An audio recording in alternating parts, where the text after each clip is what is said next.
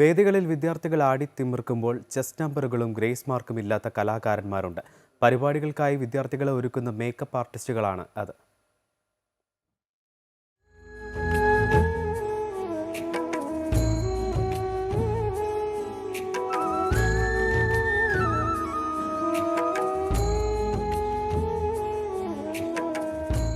വിദ്യാർത്ഥികൾ ആവേശത്തോടെ ഓരോ മത്സര ഇനങ്ങളിലും പങ്കെടുക്കുമ്പോൾ ഓരോരുത്തരുടെയും ഉള്ളിൽ തനിക്ക് ഫസ്റ്റ് കിട്ടണമെന്നാണ്.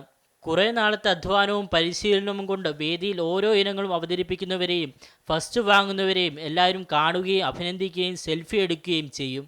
ഇതിനായി ഇവരെ ഒരുക്കുന്ന കലാകാരന്മാരായ മേക്കപ്പ് ആർട്ടിസ്റ്റുകളെ ആരും കാണാതെ പോകുന്നു. കലാ ഇനങ്ങളിൽ ചമയങ്ങൾക്ക് വലിയ പ്രാധാന്യമാണുള്ളത്. മത്സരാർത്ഥികൾക്ക് കിട്ടുന്ന പോയിന്റ്സിലും ചമയവേഷങ്ങൾ പ്രധാന ഘടകമാകുന്നു. പക്ഷേ ചെസ് നമ്പറും ഗ്രേസ് മാർക്കുകളും ഇല്ലെങ്കിലും വിദ്യാർത്ഥികളുടെ സ്നേഹം വലിയ സന്തോഷമായി കാണുന്നുവെന്ന് 25 വർഷമായി കലോത്സവ വേദികളിൽ മേക്കപ്പ് ആർട്ടിസ്റ്റായി പ്രവർത്തിക്കുന്ന നിഷാന്ത് പറയുന്നു. ആ കുഞ്ഞു മക്കൾ അവർ ചെയ്യുന്ന ആ കലയിൽ അതിൻ്റെ ഒരു ഭാഗം ശരിക്കും ഒളിഞ്ഞിരുന്നുകൊണ്ട് നമ്മൾ പൂർത്തിയാക്കുന്നു.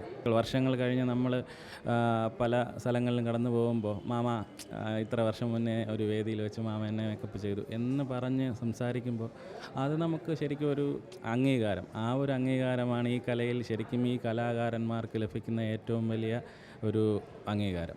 വളരെ ശ്രദ്ധയോടെയും ഭാവനയോടെയും വേണം ഓരോ മുഖങ്ങളും ചായം തേച്ച് വേദിയിൽ കയറ്റാൻ.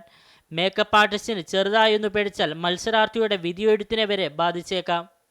കൗമാരക്കലയുടെ ഉത്സവമായി കലോത്സവ വേദികൾ മാറുമ്പോൾ ഇവിടെ യഥാർത്ഥ കലാകാരന്മാരായി മാറുന്നത് പോയിന്റുകളും ഗ്രേസ് മാർക്കുകളും ആഗ്രഹിക്കാത്ത ഈ മേക്കപ്പ് ആർട്ടിസ്റ്റുകളാണ്.